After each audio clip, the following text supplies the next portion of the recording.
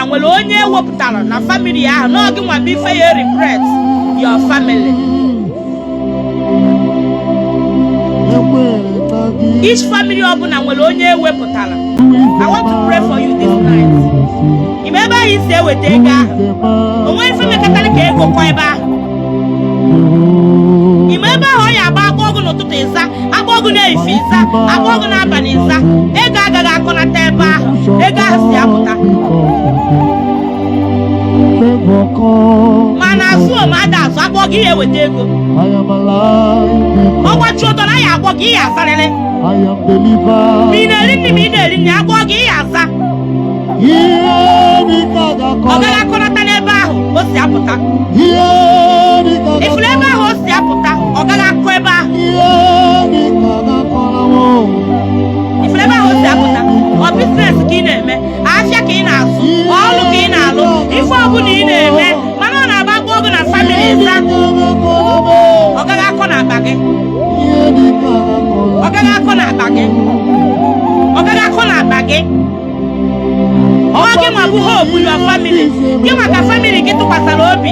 Gị nwa ka family gị lekwasịrị anya. Gị nwa ka a na-akpọ n'ụtụtụ, a na-akpọ gị n'efu, a na-akpọ gị n'abalị. E kwuru na ọ gaghị akọ gị. Ọ gaghị akọ gị. Ebe ahụ ego ahụ si apụta, agbapụrụ chi senti ikwu ego n'ebe ahụ. Ebe ahụ akụ ahụ si apụta, a sị m chi m ya bunye ego elu. Ebe ahụ connection ahụ si apụta, a sị ya wetara gị ego. Nọ n'ebe onye anọ ka ife ya esi wee bata na family a. Nọ n'ebe onye anọ ka light ya esi wee bata na family a. Without this person na light agaghị abata na family a.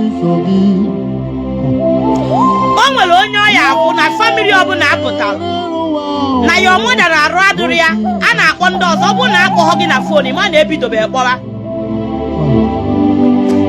O nwere family ọya abụ ọ bụrụ na a na-eme meeting, ọ bụrụ na ị bịaghọ meeting ahụ, ị ma na meeting ahụ enweghị isi. O nwere family ọya abụ ọ bụrụ nwoke ma ọ bụ nwaanyị na-akpọ gị, everybody na-akpọ gị na fon, brother bikonu ego ụgwọ akwụkwọ m, your mother akpọ gị nna ka ekwanụ ka imelụ ọgwụ m agwụkwana, dati ị ga-akpọ gị nna ka eke unu melụ ego nne ya agwụkwana. There's one person in the family anya na-akpọ gị n'ụtụtụ n'ehihie, na-akpọ gị n'abalị, nna ego ọgwụ agwụna, nna ego ụgwọ akwụkwọ nka. Are you one of them? Are you one of them?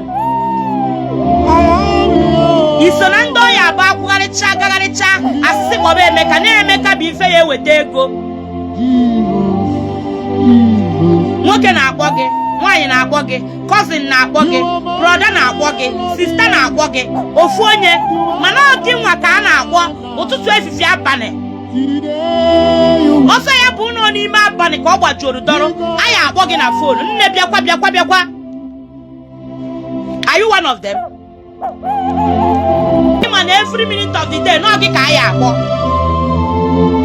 Ị agwa nkịtị ka agha rie gị. Ị agwa nkịtị ka agha rie gị. Ndị a na-akpọ gị n'ụtụtụ ehihie n'abalị, ha hopuru n'ebe ị nọ. Ha nwere hope n'ebe ị nọ. Onye ọzọ ha nwere hope n'aka ya. Gị nwa bụ hope ha nwere. Gị nwa bụ Chukwu ha fụrụ anya. Gị nwa bụ Chukwu ha fụrụ anya. Onwe onye ọzọ ha ma na-abụ na ọ bụ gị o. Onye nke a ya bụ ahụ asị gị ọbụ brọda Emeka, ọrụ brọda Emeka ka o sendị ego.